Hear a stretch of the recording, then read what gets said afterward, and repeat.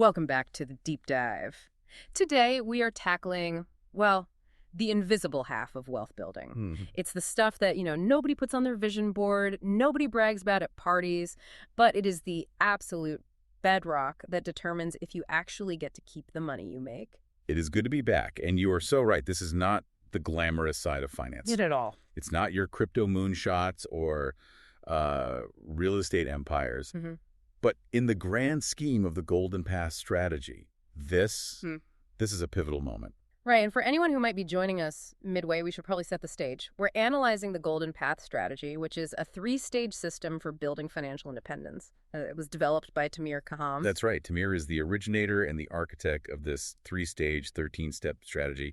He's also the creator of the YouTube channel, The Golden Path to Financial Independence. And he's also the official Hebrew translator of The Richest Man in Babylon by George Samuel Klassen.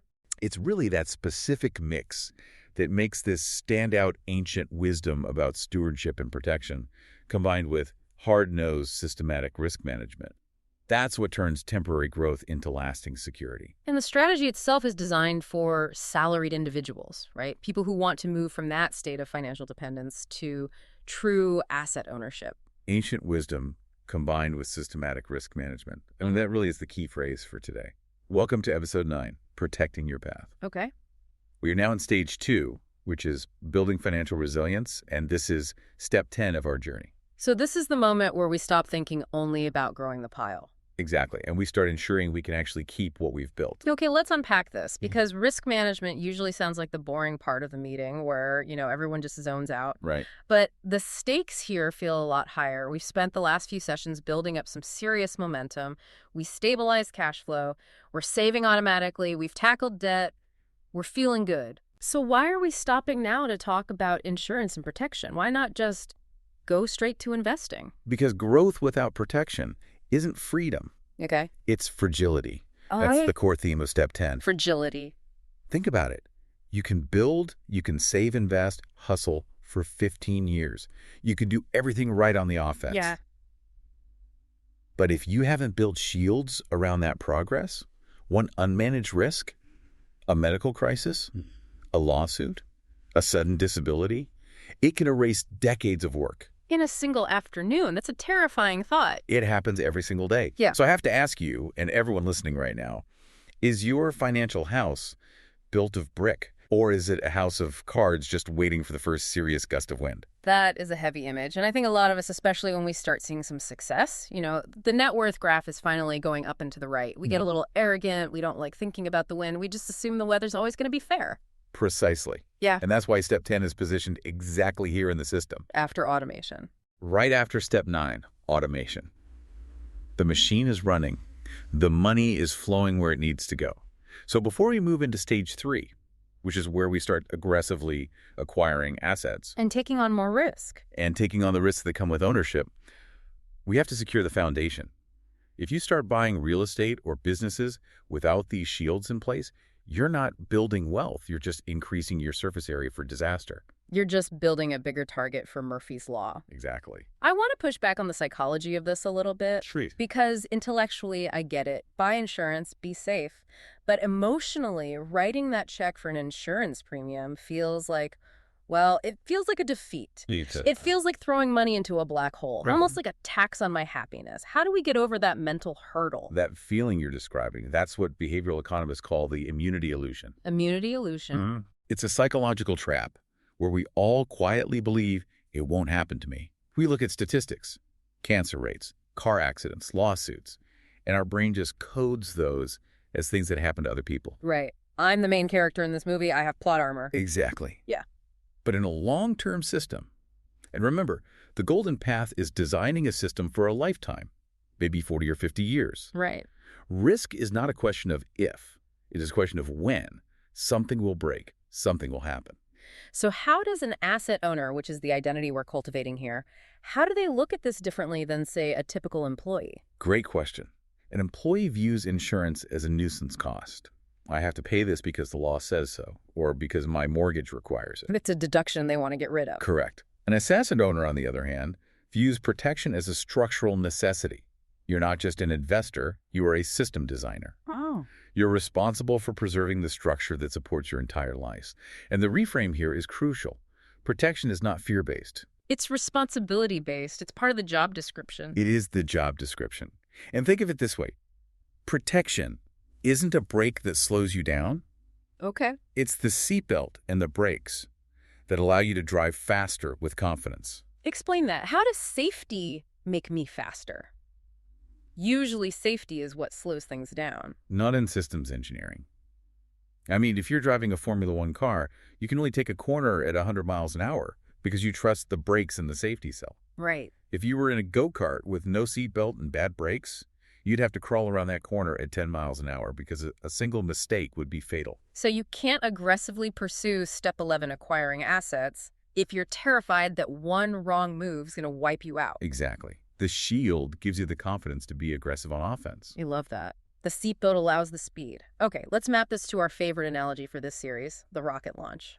Where are we now at Step 10? All right, let's check the telemetry.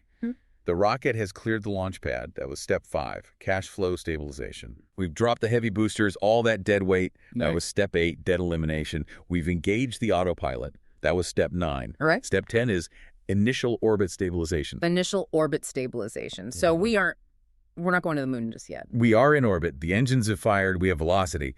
But just like a spacecraft needs trajectory corrections and thermal shields to handle debris or solar flares, your finances need stabilization. So the goal of Step 10 is to make sure that one single deviation... Single event, doesn't cause a total mission failure. Yeah. We are locking in the orbit so we don't crash back down to Earth. Okay, so we're up there, we're moving, but we need to make sure we stay there. Let's get technical. What exactly are we shielding? Because risk is a big, scary, vague word. It is. Are we talking about the stock market crashing? Or getting fired? Asteroids. We break it down into 4 pillars, the 4 pillars of protection. If you want to audit your life right now, these are the 4 categories you have to look at. If you miss one, the wall has a hole in it. Okay, let's walk through them. Pillar 1. Pillar 1 is personal risks. This is interesting. It's the most important one and also the most neglected, especially by young people. Okay. This is protecting the human capital. It's protecting you. Because I'm the engine. You are the primary income generator for this whole system. Yeah. I mean, just think about the math. If you're 30 years old and you earn $100,000 a year and you plan to work until you're 60, even without any raises, you are a $3 million asset. Wow. I have never thought of it that way. I am a $3 million asset walking around. Exactly. Now, let me ask you. Yeah. If you had a machine in your basement that printed $100,000 a year, legitimately, would you insure it? I'd have armed guards around it. I'd have a fire suppression system. I'd be checking on it every hour. Precisely. But people will insure their $30,000 car before they insure their $3 million income potential. Yeah. It's mathematically insane to leave this exposed, but people do it. That is a massive reality check. Okay, so we insure the car because the bank makes us, but we ignore the actual engine. Okay. Pillar 2. Pillar 2 is asset risks. This is what people are more familiar with. Physical property. Your home, your car, maybe some business equipment. We're preventing total loss from damage, fire, or theft. Right. This is standard homeowners and auto insurance. The goal here is basically if the house burns down, you need to be able to rebuild it without draining your investment accounts. Correct. You transfer that replacement cost to an insurance company so your capital stays intact. Got it. Pillar 3. Pillar 3 is the silent killer. Ooh. Liability risks. This sounds legal and expensive. It is both. We're talking about lawsuits, third-party claims. In our society, this is a massive, massive exposure. If someone gets injured on your property or you cause a serious car accident, or if you're a business owner and face a professional suit, your entire net worth can be attached to that judgment. So if I have, say, $500,000 saved up in my brokerage account and I get sued for $1 million, that $500,000 is likely gone, and your future wages could be garnished for years. For many aspiring asset owners, this is the biggest unknown exposure. They just don't realize their future is on the table. And this is where things like an umbrella policy come in, right? Exactly. An umbrella policy sits on top of your home and auto insurance. It kicks in when their limits are exhausted. And it's usually very cheap for a lot of coverage. Really? Yeah, like a few $100s a year for $1 million in coverage. The likelihood of needing it is low, but the impact, if you do need it, is catastrophic. And the potential loss has no ceiling. No ceiling at all. That's terrifying. Okay, let's move to Pillar 4 before I hide under my desk. Pillar 4 is cash flow risks. This is about ensuring the income stream survives interruptions. So market downturns, layoffs, that kind of thing. Market downturns, layoffs, business interruptions, yeah. We talked about the emergency fund back in Step 7. Is this the same thing? It connects to Step 7, but it goes a little deeper. Step 7 was about having cash for a rainy day. Cash flow risk management is about structuring your life so that a recession doesn't force you to sell your long-term assets at a loss just to buy groceries. Ah, I see. It's about not being a forced seller. You've got it. So if the market crashes by 40% and I lose my job at the same time, which often happens together. Often does. I don't want to have to sell my stocks at the bottom just to pay my mortgage. Exactly. That destroys wealth permanently. You lock in the loss. Protection here means having enough liquidity, cash, bonds, whatever, to outlast the storm without touching the core assets. Okay, so we have personal, asset, liability, and cash flow. That covers the map. But hearing all that, I feel like I could spend my entire paycheck just buying insurance policies for every possible thing that could go wrong. You could. I could insure my toaster. I could insure my pet hamster. How do we decide what to actually buy without going broke on premiums? That is the million-dollar question. Yeah. Because you can be overinsured.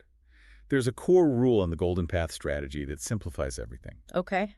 Insure catastrophic risks, self-insure nuisance risks. Okay, distinguish those for me. What qualifies as a nuisance? A nuisance risk is anything you can replace with cash on hand without really changing your lifestyle. Yeah. If your toaster breaks, you do not need toaster insurance. Right. If your phone screen cracks, you probably don't need insurance for that if you have a solid emergency fund. Those are nuisance risks. I'm not going bankrupt over a toaster. But the sales guy at the electronics store really wants me to buy that extended warranty. And you should always say no. Those warranties are profit centers for them, not real protection for you. You self-insure those small losses with your savings. Okay. So then what's the definition of a catastrophic risk? Catastrophic risk is an event that would bankrupt you or permanently alter your standard of living. A disability that stops you from working for 10 years. A lawsuit for $1 million. A house fire. You transfer the risk you absolutely cannot afford to a third party. That makes perfect sense. Stop insuring the small stuff, double down on the big stuff. It seems so simple, but people still get this wrong all the time. What are the common traps you see? 3 fallacies I see constantly. First is the youth fallacy. I'm young, I'm healthy, I don't need it. I don't need disability or life insurance yet. Exactly. Which feels logical, right?